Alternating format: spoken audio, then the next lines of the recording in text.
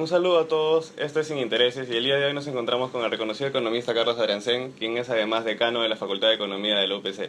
Buenos días, profesor. Muy buenos días, ¿cómo está? Profesor, me gustaría comenzar la entrevista hablando sobre la situación fiscal en la que se encuentra el Perú. Ya desde 2014 venimos atravesando un déficit fiscal consecutivo y el gobierno se ha planteado como meta reducir este déficit al 1% al 2021. ¿Qué tan difícil le parece llegar a esta meta? Mira, el deterioro fiscal tiene 3 años y hablar de corregirlo en pocos meses suena iluso. Por el tipo de deterioro fiscal, estamos entrando en una brecha galopante que cada mes resulta mayor, asociado a un gasto muy inflado y a una caída sostenida de la recaudación de todos los impuestos, no solo del IGB, no solo de renta, en contextos donde los términos de intercambio no han caído tanto. Pero para entender mejor la situación vale la pena poner una clara línea divisoria el 28 de julio. La situación que dejó Castilla y Segura es deplorable, altamente irresponsable. No hicieron nada por mejorar calidad y despertaron un proceso de caída sostenida de la recaudación. A julio había caído la recaudación en más de 10.000 millones de dólares en solo meses y el gasto público se había inflado a cerca de 40.000 millones de dólares y luego lo han bajado mínimamente porque la mayor parte de ese gasto es gasto burocrático o, como diría un amigo mío pumista, un gasto permanente, porque es muy difícil de bajar. Después del 28 de julio, a una situación mala se le ha añadido incertidumbre. Incertidumbre por lo que fueran a hacer, y hasta ahora no han hecho nada más que endeudarnos a la loca y emitir mucho más de lo que se canjea, en términos de deuda soberana muy cara. Por lo tanto, yo pago por ver las cifras fiscales de fin de año. Yo no voy a negar la excepcional capacidad aritmética de alguna gente para calcular PBIs en soles infladísimos y que el déficit resulte menor, pero el déficit en dólares es galopante. Ya está por encima de los 6.500 millones de dólares, bastante más que eso, y están endeudándonos irresponsablemente a un ritmo muy alto.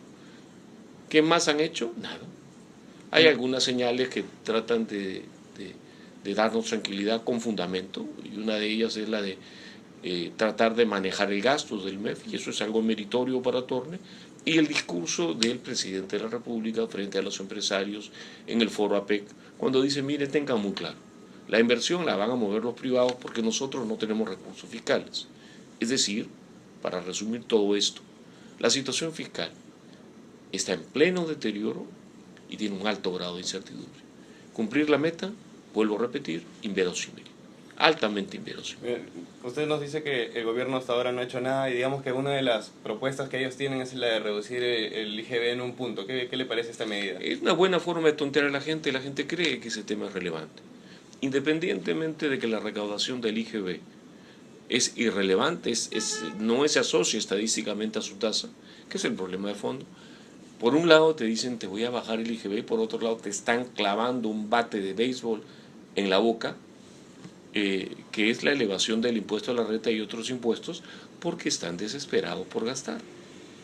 Pero, por un lado van a querer subir, no bajar impuestos, y por otro lado nos están endeudando. Sí.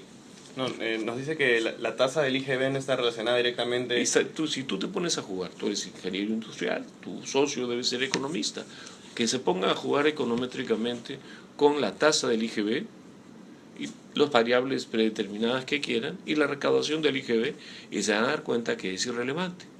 Un buen amiguito mío decía que por bajar un punto en la época del exministro Benavides, la recaudación iba a subir, iba a caer en 4.000 millones de dólares, y la recaudación no dejó de subir. Entonces estamos discutiendo pavadas y por otro lado nos van a pegar un paquetazo tributario que va a doler en el alma. Vas a ver la conversación ni bien salgan las facultades legislativas. Y si me equivoco, será porque el gobierno tiene algo de lucidez y se habría dado cuenta que estos no son días para aumentar impuestos cuando la inversión privada está casi colapsando. Pero digamos que el presidente ha dicho que esta reducción de un punto del IGB también va a ir directamente al bolsillo de la población a través de los recibos, de la luz, del agua. El presidente puede decir que el Perú va al Mundial de Rusia. Entonces, ¿usted no está de acuerdo? No estoy de acuerdo, no. no tiene fundamento para decir lo que está diciendo. Y no En tiene... el largo plazo, Ajá. que bajes un punto de un impuesto siempre es algo bueno. Y en el largo plazo, todo lo demás constante puede beneficiar a la gente. Pero en el corto plazo, y dada la enorme perforación del IGB, ese es un buen discurso de campaña, pero fundamento técnico no tiene. Entonces, ¿cuál sería la solución para reducir, para, digamos, combatir esta tendencia negativa del déficit? Bajar gasto. Y no endeudarte, porque esto te va a generar más déficit fiscal en el futuro. Estás tomando deuda muy cara. ¿Y está de acuerdo en que esta reducción del IGB también va a ayudar un poco a la formalización? En el largo plazo, toda reducción de impuestos tiene mi más furibunda y convencida simpatía. Me encanta. En el largo plazo va a tener todas las virtudes. Pero en este momento se está abriendo un déficit fiscal, nos estamos endeudando como locos, no queda nada del famoso fondo de emergencia o guardadito fiscal, porque si neteamos cifras, ya se lo gastó antes de salir la señora Nadine y su esposo, y esa es la historia. Entonces, en materia fiscal nos están contando maravillas. Ya van a cambiar la ley de equilibrio fiscal, la regla fiscal, para acomodarse a un nivel de gasto más alto, que además no es responsabilidad del ministro Torne. El ministro Torne está haciendo lo mejor que puede, pero lamentablemente en la campaña se casaron con los seguras y malas, y ahora es tarde para que vengan a decir, oye, me han dejado un desastre fiscal. Pero estas medidas que están tomando el gobierno, usted nos dice que va... ¿Qué medidas está tomando el digamos, gobierno? o sea, lo que va a reducir en un punto el IGB... No, eso es que ofrece. Claro, pero digamos Fíjate, que... primero, antes que nada, no llames medidas que está tomando el gobierno a algo que todavía no está en la forma de un dispositivo legal formal, que no ha tenido la aprobación del Congreso, y entre ese documento presentado al Congreso y lo que los fujimoristas aprueben, créeme que hay mucho trecho. Claro, sí. Digamos que... Entonces, no hay nada todavía en este momento. El gobierno no ha hecho nada más que repetir el esquema humanista. Digamos que esta medida sí se dé, la reducción de un punto que la apruebe el Va a ser Congreso. irrelevante.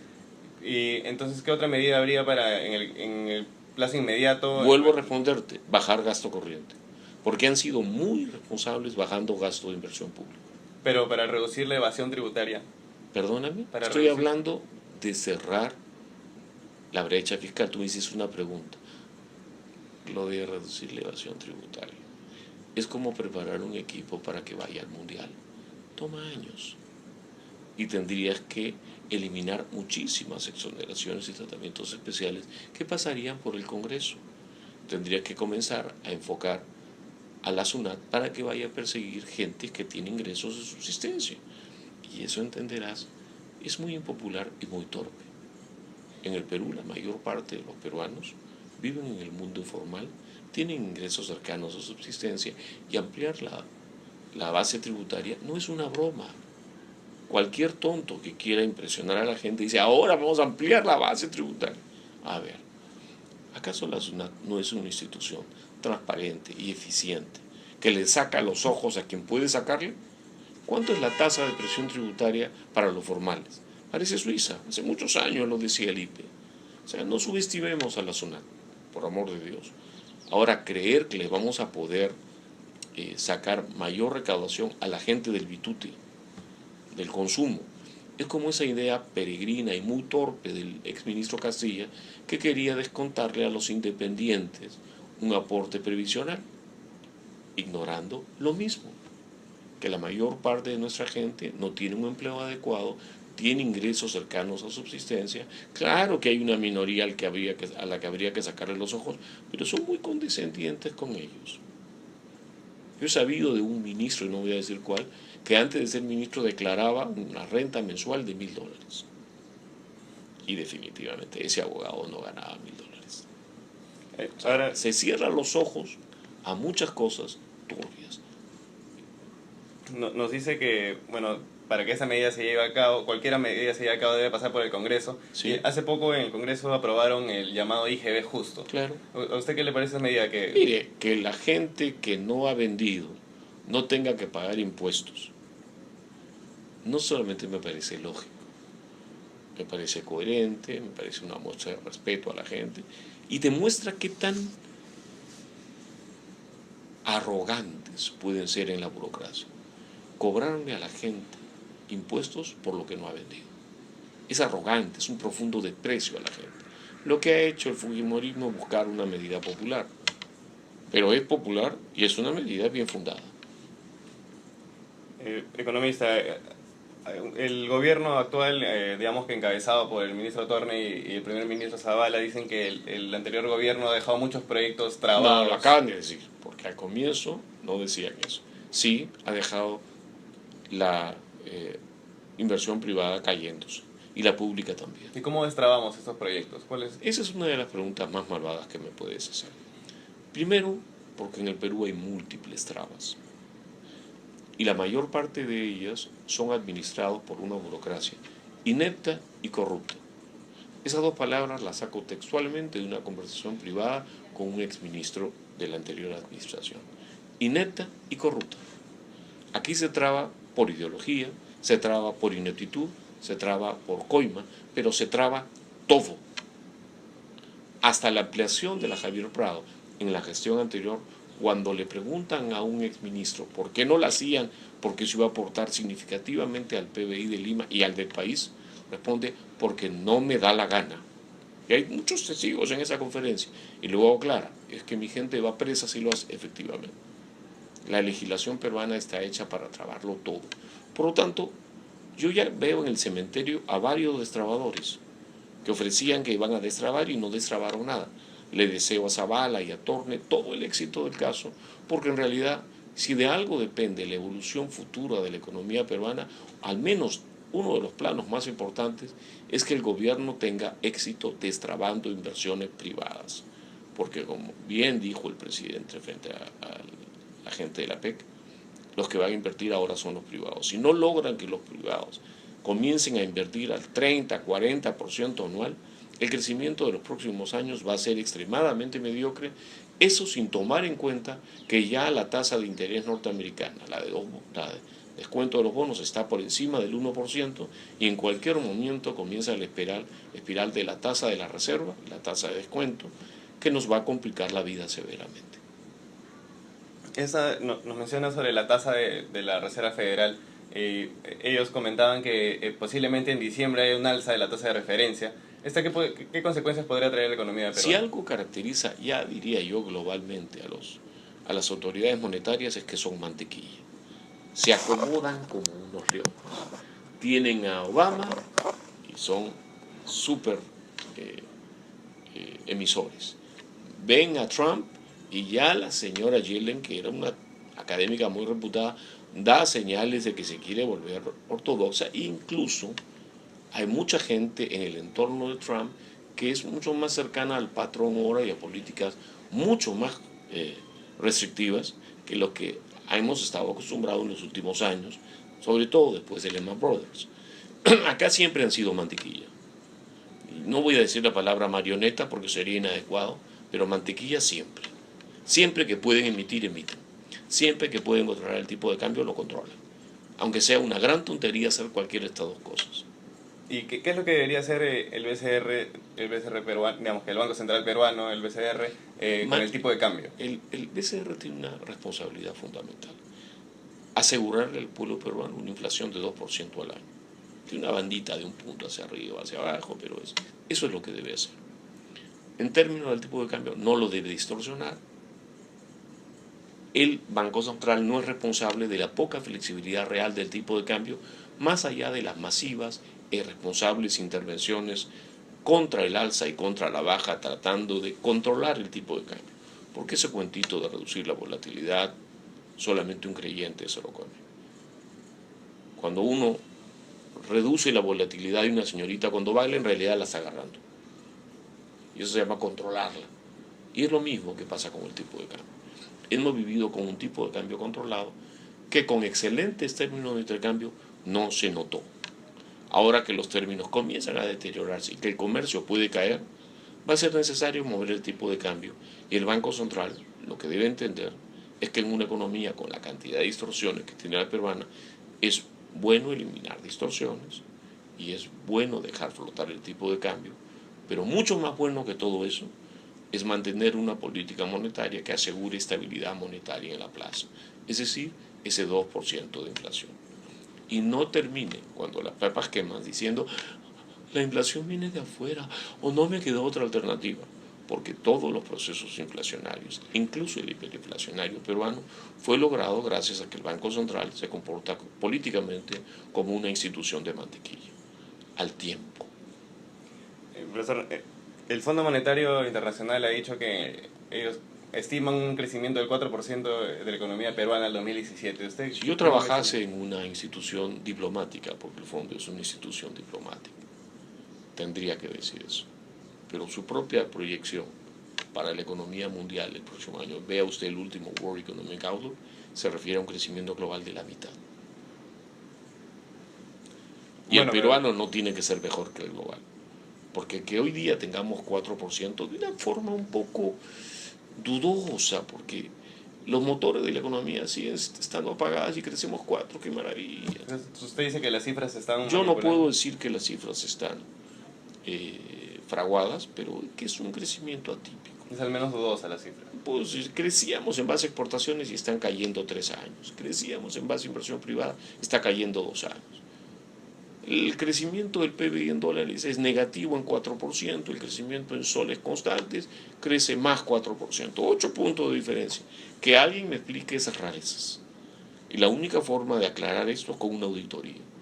Y a mí no me han pagado por hacerla. Entonces, por lo tanto digo, qué cosa más rara estoy viendo. No me atrevo a decir más. ¿Usted qué cree, usted qué oportunidades cree que tiene el Perú para seguir creciendo? Muchas. Tiene una gran ventaja el Perú, somos muy pequeños. Si nos gobernamos bien y agresivamente, podemos crecer a ritmos altos por décadas, sin afectarnos severamente cualquier fluctuación de la economía global. Pero para eso tenemos que tener más flexibilidad laboral, no debemos trabar inversiones, debemos gastar mejor, y todas esas recetas de las cuales hablamos casi diariamente los economistas, pero que en la práctica no se ven. Pero digamos que usted ¿cree que todavía tenemos muchas oportunidades y es posible llegar a ese 4%? ¿O yo creo que la economía peruana puede crecer 8%. Puede crecer 8% si realmente es efectiva destrabando inversiones, si defiende su estabilidad monetaria a rajatablas, si toma medidas para tener un Estado menos corrupto, menos ineficiente, y eso implica por medidas muy sesudas y muy duras. Todo el tiempo hablamos de competitividad y decimos con tono aciago que nos está yendo mal en cualquier estimación, pero no hacemos nada por elevar competitividad, nada por reformas de mercado. ¿Y cómo elevamos la competitividad? ¿Reduciendo trámites burocráticos? Entendiendo qué es la volatilidad, qué es la competitividad. Competitividad no es una palabrita linda que se logra construyendo escuelas, no. La competitividad es la prevalencia en el mercado.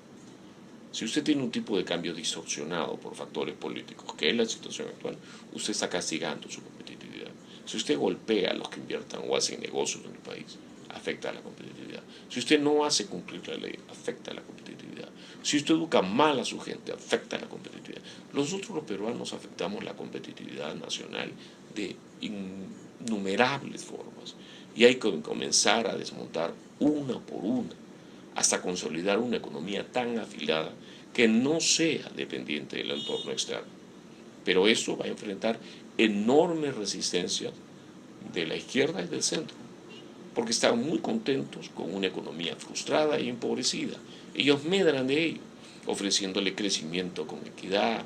Yo te voy a dar todo. ¿Por qué Kuczynski no puede, como todos los anteriores, cumplir lo que ofrece? Porque nuestros candidatos no son tontos. Ofrecen lo que la gente quiere escuchar.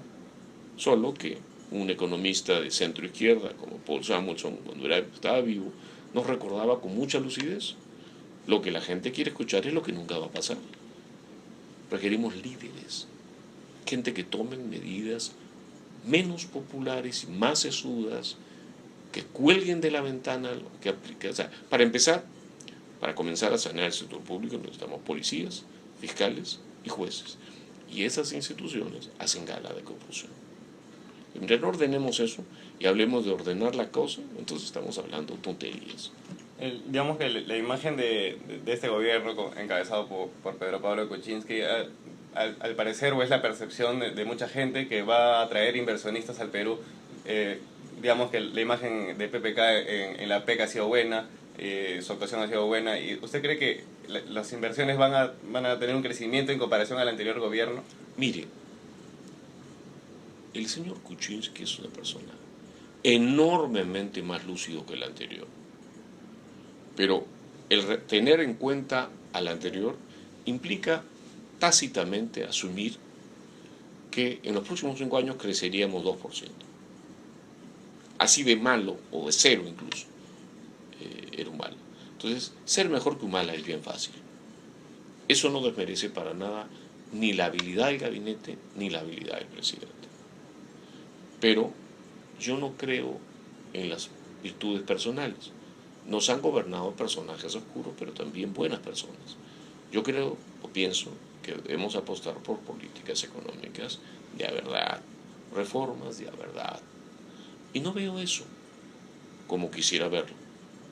Veo mucha retórica, ay, que yo voy a hacer algunos desentraves maravillosos, todo lo que pueda el señor Zavala en buena hora, que veo como el principal baluarte de esta administración, junto con la señora Jovín y el señor Thor, que son personas muy lúcidas. Pero su reto es enorme. El grado de ineptitud económica de Humala y sus colaboradores le ha dejado una inercia de deterioro que hoy día no se nota por estas maravillas de los cómputos recientes del PBI, pero que evidentemente le van a caer encima. Ellos necesitan volver a tasas de crecimiento de la inversión privada de 30, de 35% al año, lo mismo en exportación, y que no nos cuenten la historia de que los precios de exportación han caído al piso, porque también han caído los precios de importación y los términos de intercambio se han movido muy, muy poco. Entonces, por ahí no va la justificación. Es la antirreforma institucional hecha con los Humala, que hoy día pide hasta estudio de impacto ambiental si uno siembra parra en la costa peruana, un nivel de obstruccionismo a los negocios que colinda con lo ridículo, y al mismo tiempo sacan operaciones tan truchas como el edificio del Banco de la Nación en la Javier Prado o el gasoducto que ahora se está parando por corrupción. Mientras todos sus principales líderes escapan, hacen fugas técnicas perfectas. Qué raro que nadie se haya dado cuenta. Justo nos habla de corrupción en estas obras públicas, y ahora con la desaparición del SNIP y esta implementación de un nuevo sistema, ¿cómo se podría controlar esta corrupción? Porque al parecer va a ser un sistema mucho más liviano. Todo no es negro ni blanco.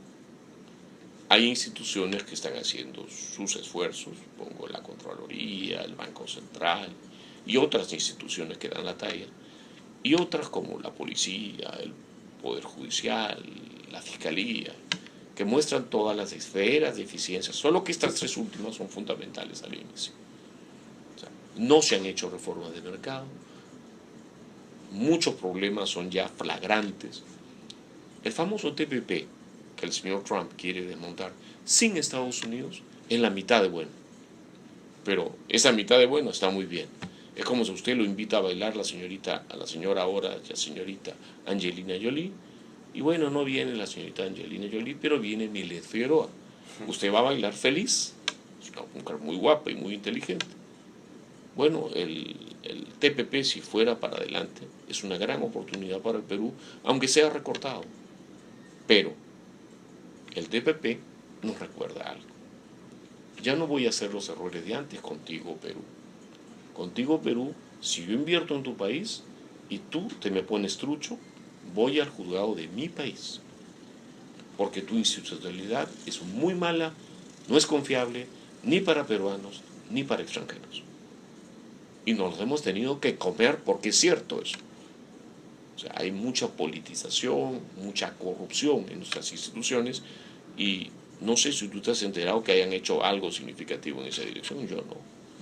Yo veo los periódicos, pero no veo nada significativo. Más bien veo escandaletes lamentables. Que todos deben ser investigados implacablemente. Nada de cara bonitas. No hay buen ladrón. Entonces, ¿cuál debería ser el sistema para controlar ese tipo de corrupción En dentro de primer lugar, las tienes que obras limpiar públicas? esas instituciones. Tienes que despedir y reconstruir instituciones para poder exigir que la ley se cumpla. Para empezar, fíjate que esto es una comparación de política económica. Primero tienes que sanear el país. Policías honestos, fiscales honestos y capaces, jueces honestos y capaces. Empiezas por ahí. Luego comienza a destrabar y invita, porque la gente ya no te cree. Los señores de Newman vinieron al país a invertir en Conga. Mira lo que ha pasado. Los señores chinitos que están invirtiendo en las bambas. Mira lo que les ha pasado. Los mexicanitos también. En todos lados se arman tremendos negocios bloqueando la inversión en el país. Es hasta impropio hablar de inversiones fracasadas como las que acabo de aludir. Y es fundamental hacerlo porque lo que está en juego no es o no son los negocios privados, es el bienestar de la gente de a pie, porque esos proyectos mueven la economía, crean clase media, reducen pobreza. Humala nos ha dado en los últimos 2 o 3 años de su gestión errores estadísticos de reducción de pobreza. Estadísticas que valdría la pena chequear bien, porque tienen mucho de inerciales. Y si tienen inerciales, imagínate la inercia negativa que le está dejando Castilla y Segura a Torne. Tiene toda la razón Torne en quejarse. Donde Hablamos, no tiene razón es que lo hacen tarde. hablamos de Las digamos, cifras fiscales, del, el famoso 3.1% que sale a rajarse la vestidura segura, por Dios, dejó un déficit en dólares, concreto, palmario, publicado, de más de 6.000 millones de dólares con una tendencia gráfica. Está ahí en la pantalla. No se llevaron mi computadora. Es gráfica. ahora justo hablábamos de la PEC y la directora del Fondo Monetario nos dice que ella siempre ve con optimismo la economía peruana. Por Dios, si tú me invitas a comer a tu casa y me convidas un tamalito que estaba medio rancio, pero te veo muy bacán, muy buena gente, te ves qué rico el tamal, qué bonita tu casa. Entonces, ¿usted no ve con optimismo la Yo, economía peruana? no es, yo que, es que verla con pesimismo es estúpido. Y verla con optimismo infundado es más estúpido. Un buen ejemplo es lo que tú acabas de decir. Mira, el Perú ha hecho un impecable rol de anfitrión, no solo en la PEC, sino en la última asamblea del Banco Mundial y el Fondo del IMF. Lo hizo impecablemente. La PEC es mucho más importante porque implica el sector más dinámico de la economía mundial. Pero cuando tú tienes al frente un buen plato de comida, vas a comer tanto, mayor o menor resulte tu hambre. Si no tienes aptitud para comer, no tienes hambre para comer, no vas a comer. El Perú puede estar en la PEC y si se sigue gobernando como se está gobernando, no va a sacar ventajas. ¿Por qué no le hemos sacado más ventajas al TLC con Norteamérica? ¿Por qué no sacamos más a otros TLCs? Porque teníamos tipo de cambio distorsionado, impuestos como locos sobre las formas, rigidez laboral, trabamos todo. ¿Cómo, si nosotros mismos nos disparamos repetidamente en el pie, vamos a sacar provecho del entorno externo? Nuestro coeficiente de apertura es casi un décimo, un octavo del coeficiente de apertura de una economía dinámica. Somos una economía casi cerrada. Y nos creemos cuentos todo el día, por Dios. La hemos hecho bien. Vamos a ser optimistas. Por Dios, hagamos cosas para ser optimistas con fundamento. ¿Y cómo abrimos la economía? O sea, nos dice que prácticamente Deje flotar el tipo de cambio. Destrabe inversiones en sectores transables de infraestructura. Eduque mejor a la gente. No se educa a la gente con una ley universitaria que va a dar certificación a universidades deplorables. Economista Arencén, finalmente, ¿qué recomendaciones podría darle, o bueno, usted qué cree que debería hacer el gobierno para reactivar nuevamente la economía, para ya unas recomendaciones finales, o qué es lo que usted piensa que se debería hacer inmediatamente? Tienes al frente un paciente que tiene un hueso roto. Tú me dices, doctor, ¿cómo hago para que el señor gane la carrera? Yo te voy a responder. Primero, cúrale el hueso. Luego que haga una buena terapia para que pueda correr. Luego entrénalo. Y luego va a ganar la carrera. Pero si vas a mandar a correr a un señor que tiene un hueso roto, lo único que vas a ganar es una infección bárbara y un problema mayor con esa persona. Entonces primero ordenemos la casa y luego hablemos de maravillas. Un buen mandatario, y aspiro a que el señor Kuczynski, que es un destacadísimo banquero, destacadísimo burócrata y un tipo tremendamente simpático, sea reconocido por un estadista, por no mirar este año, por mirar sus 5 años, por dejar la economía en el 2021 a un ritmo de crecimiento de 8% y no contentarse con un crecimiento mediocre y venirnos a decir, ay, es que el comercio internacional se cayó, ya se está cayendo. Ay, que los gringos elevaron su tasa de interés, ya la van a elevar, ya está subiendo. Ay, no me dejaron hacer inversión. No, no lo están dejando. Yo espero que él sea ese gran presidente que todos queremos que sea y que de alguna manera reflejó la campaña electoral. La campaña electoral muestra que el famoso vocablo electorado no se aplicó esta vez, porque le dio el ejecutivo a un grupo y el legislativo al otro para que controle al primero y no haga barbaridades, y lo que está pasando hasta ahora es que el fujimorismo está actuando deplorablemente. Está pasando todo. No hay contrapeso, hay mucha pose, maltratos, pero un grupo que sea un garante de lucidez no configura, y el Ejecutivo todavía acaba de llegar. Tiene 4 meses y acaba de llegar. No, justo nos menciona esa actitud del Congreso que debería, en todo caso, ser responsable. El Congreso está para ser antipático, no para echarse al piso. Hemos tenido pésimos gobiernos porque han tenido mayoría congresal. El electorado se ha dado cuenta de esto y no te da mayoría congresal. Y toda la izquierda que quiere que fracase Kuczynski dice no, porque ahora los fujimoristas tienen que pasar todo. Y hasta ahora han pasado todo. Han puesto un patita por ahí. Dos buenas personas. ¿Usted cree que esas 2 personas a las que usted menciona no van a afectar? Oye, he visto chefs, he visto no traficantes, pero mercantilistas de que no sabían lo que era un PBI, he visto directorios. Este es un directorio que está por encima del promedio, lo cual no quiere decir nada respecto a la responsabilidad que tiene el fujimorismo en poner a los que pone. Porque, dicho sea de paso, los nominados por el fujimorismo son nominados políticos. Y uno de ellos, don Rafael Rey, es una gran persona. Aunque le moleste a mucha gente, es una gran persona.